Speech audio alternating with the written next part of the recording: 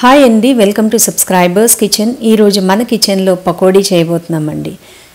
Evening ఏదైనా snack తినాలనిపించినప్పుడు మన బుర్రలోకి వచ్చే ఫస్ట్ ఆలోచన పకోడీ. మనం రెగ్యులర్గా ఆనియన్ పకోడీ చేసుకుంటాం, కానీ మీరు ఎప్పుడైనా ఇలా పన్నీర్ పకోడీ ట్రై చేశారా? సో ప్రాసెస్లోకి వెళ్ళబోయే ముందు ఛానల్కి కొత్తవారైతే తప్పకుండా సబ్స్క్రైబ్ చేసుకుని నన్ను సపోర్ట్ చేయండి. వీడియో కంప్లీట్గా వాచ్ చేసి లైక్ చేయడం అస్సలు మర్చిపోవద్దు. నేను మెజర్మెంట్స్ అన్నీ ఒక 200 గ్రామ్స్ పన్నీర్కి చెప్తున్నానండి. ఏదైనా ఒక బౌల్ తీసుకుని 1 టీ స్పూన్ అల్లం వెల్లుల్లి పేస్ట్, 1 టీ స్పూన్ కారం, 1/2 teaspoon chaat masala, 1/2 teaspoon salt, 1.5 spoon వరకు కసూరి మేతిని కూడా క్రష్ చేసుకుని యాడ్ చేసుకుని ఈ మిక్స్ని అంతా మనం మిక్స్ అయ్యేలాగా లెమన్ జ్యూస్తో మిక్స్ చేసుకోవాలండి. వాటర్ అసలు యాడ్ చేయొద్దు. పేస్ట్ ఈ కన్సిస్టెన్సీ వచ్చేంత వరకు లెమన్ జ్యూస్ యాడ్ చేసుకొని మిక్స్ చేసుకోండి. ఇప్పుడు ఇందులోకి పన్నీర్ని మనం ఇలా పీసెస్గా కట్ చేసుకోవాలి. మరీ లావుగా వద్దు, ఫ్లాట్గా కట్ చేసుకుని ఆ పీసెస్ని ఈ మిక్స్లోకి బాగా కలిసేలాగా మిక్స్ చేసుకోవాలండి. ఈ మసాలా అంతా పన్నీర్ పీసెస్కి పట్టేలా మిక్స్ చేసుకుని మూత పెట్టుకుని మిగిలిన ప్రాసెస్ కంప్లీట్ అయ్యేంత వరకు ఇవి పక్కన పెట్టుకోవాలి.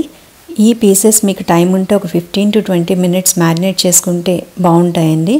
ఇప్పుడు వేరే బౌల్ తీసుకుని 1 కప్ వరకు శనగపిండి, 2 స్పూన్స్ వరకు బియ్యం పిండి, 1 టీ స్పూన్ వాము లైట్గా క్రష్ చేసుకుని యాడ్ చేసుకోవాలి. రుచికి సరిపడినంత సాల్ట్, 1 టీ స్పూన్ అల్లం వెల్లుల్లి పేస్ట్, 1/4 టీ స్పూన్ వరకు పసుపు, 1 టీ స్పూన్ కారం, 1 టీ స్పూన్ ధనియా జీరా పౌడర్, చిటికెడంత కుకింగ్ సోడా, కొంచెం కొత్తిమీరని సన్నగా కట్ చేసుకుని ఇలా యాడ్ చేసుకుని అంతా బాగా మిక్స్ అయ్యేలాగా మిక్స్ చేసుకోవాలండి.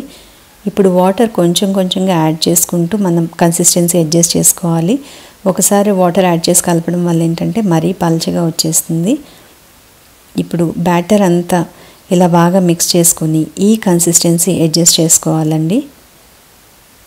ఇప్పుడు ఆల్రెడీ స్టవ్ మీద ఆయిల్ పెట్టుకొని మనం రెడీగా ఉంచుకోవాలి. ఆయిల్ కొంచెం హీట్ అయిన తర్వాత ఇలా మ్యారినేట్ చేసుకున్న పీసెస్ని ఇలా ఫోర్క్తో తీసి ఎక్స్ట్రా వచ్చిన బ్యాటర్ని అంతా ఇలా బౌల్కి స్క్రాప్ చేసుకోవాలి. ఇప్పుడు ఆయిల్ కూడా హీట్ అయింది కదండి. ఇలా 1 by 1 మనం పన్నీర్ పీసెస్ని ఇలా ఆయిల్లోకి డిప్ చేసుకోవాలి. మనకి హ్యాండ్తో కంటే కూడా ఇలా ఫోర్క్తో మనకి కన్వీనియంట్గా బ్యాటర్ కూడా వేస్ట్ అవ్వకుండా నీట్గా వస్తాయండి.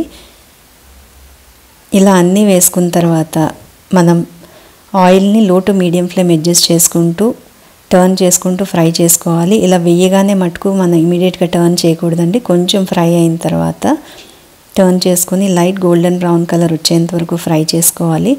మీరు ఈ పన్నీర్ పకోడీ వేసిన తర్వాత బ్యాటర్ అనేది మిగిలింది అనుకోండి, అందులో కొంచెం ఆనియన్స్, పచ్చిమిర్చి, కొంచెం అల్లం సన్నగా కట్ చేసుకొని ఆ పీసెస్ యాడ్ చేసేసుకొని మీరు పకోడీ కింద కూడా వేసేసుకోవచ్చు. కానీ నేను చెప్పిన బ్యాటర్ ఎగ్జాక్ట్ మీకు మెజర్మెంట్ సరిపోతుందండి. ఇప్పుడు ఇలా అంతా ఈవెన్గా ఫ్రై అయిన తర్వాత ఏదైనా స్ట్రెయినర్తో మనం ఇలా స్ట్రెయిన్ చేసుకుని డిష్ అవుట్ చేసుకోవడమేనండి. పన్నీర్ పకోడీ చేసుకోవడం ఇంత ఈజీ అయినప్పుడు ట్రై చేయకుండా ఎలా ఉండగలం? సో ఈ వీకెండ్ డెఫినెట్గా ట్రై చేసి టేస్ట్ని ఫ్యామిలీతో ఎంజాయ్ చేయండి.